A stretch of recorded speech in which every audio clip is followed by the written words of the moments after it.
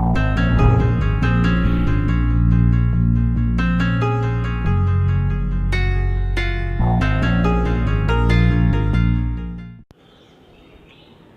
dear brothers and sisters, today we shall study the next paragraph of the lesson. The name of the lesson is We are not afraid to die if we can all be together. प्रिय भैया बहनों, आज के video में हम सभी We are not afraid to die if we can all be together नामक पाठ के अगले पैसेज का अध्ययन करेंगे। पैराग्राफ 32। तो आइए शुरू करते हैं। We anchored offshore for the night. We anchored, anchored का अर्थ है हम लंगर डाले। वी एंकर्ड, एंकर्ड मतलब लंगर डाले अर्थात अपने जहाज़ को रोक दिए, यानी हम अपने जहाज़ को रोक दिए। ऑफशोर फॉर द नाइट यानी तट से दूर, इसका अर्थ है रात के लिए। रात के लिए हमने तट से दूर लंगर डाला, यानी रात के लिए हमने तट से दूर लंगर डाला, यानी रात्रि विश्राम के लिए तट से काफ़ी दूर हम जहाज़ को रोक दिए। And the next morning, all 28 inhabitants of the island cheered. और अगली प्रातः द्वीप में रहने वाले 28 लोगों ने स्वागत किया। और अगली प्रातः द्वीप में रहने वाले 28 लोगों ने स्वागत किया। As they helped us as four. As they helped us as four. यानी और अगली प्रातः द्वीप में रहने वाले 28 लोगों ने हमारा स्वागत किया, जैसे ही उन्होंने तट से दूर रहने में हमारी सहायता की। जैसे उन्होंने हमें तट से दूर रहने में सहायता की हो।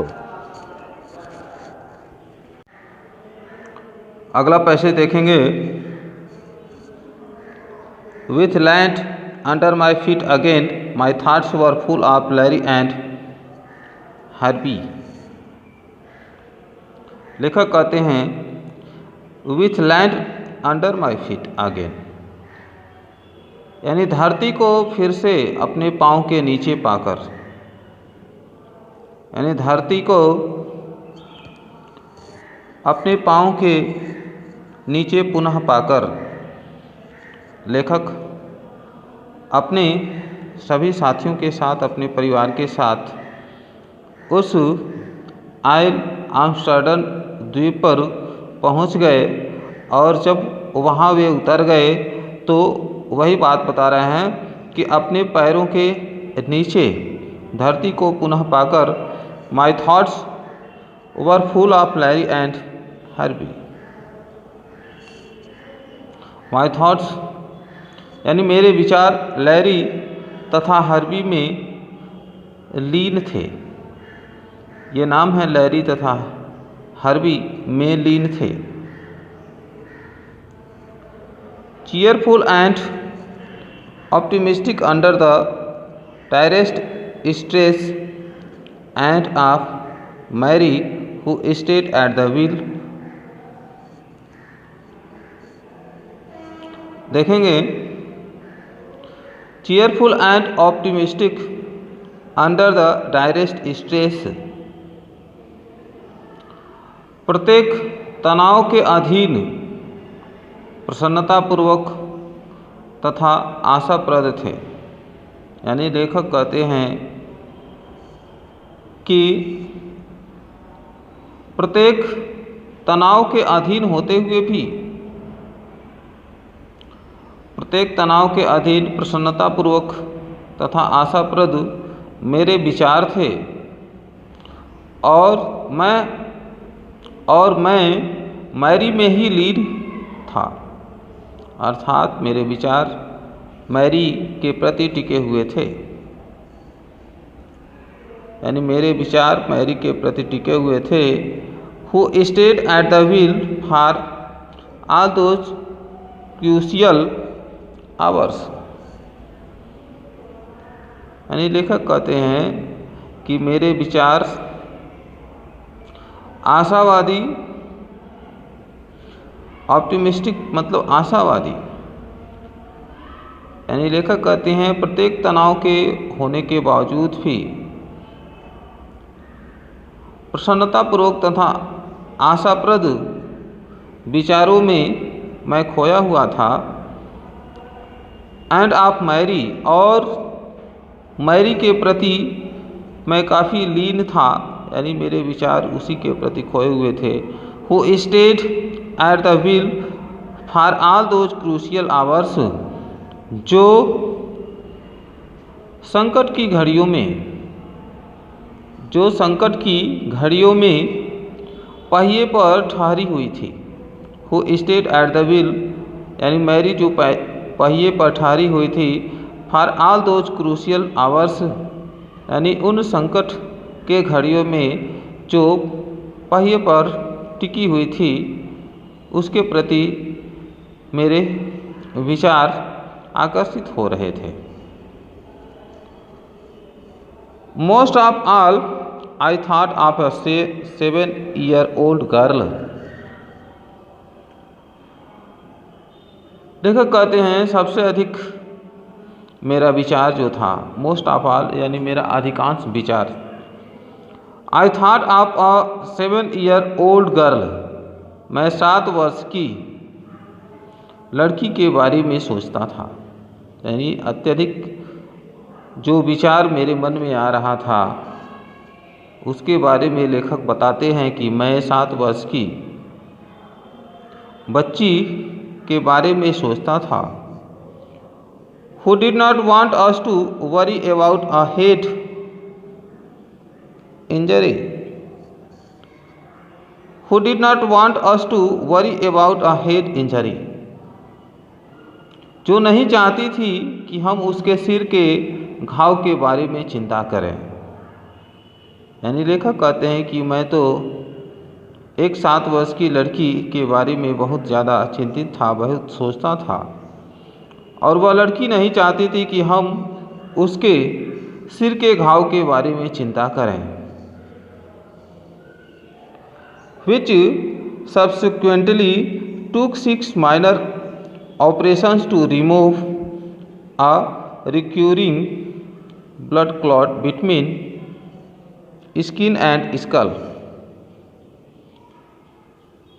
स्किन एंड स्कल का मतलब त्वचा और खोपड़ी के बीच रिक्यूरिंग ब्लड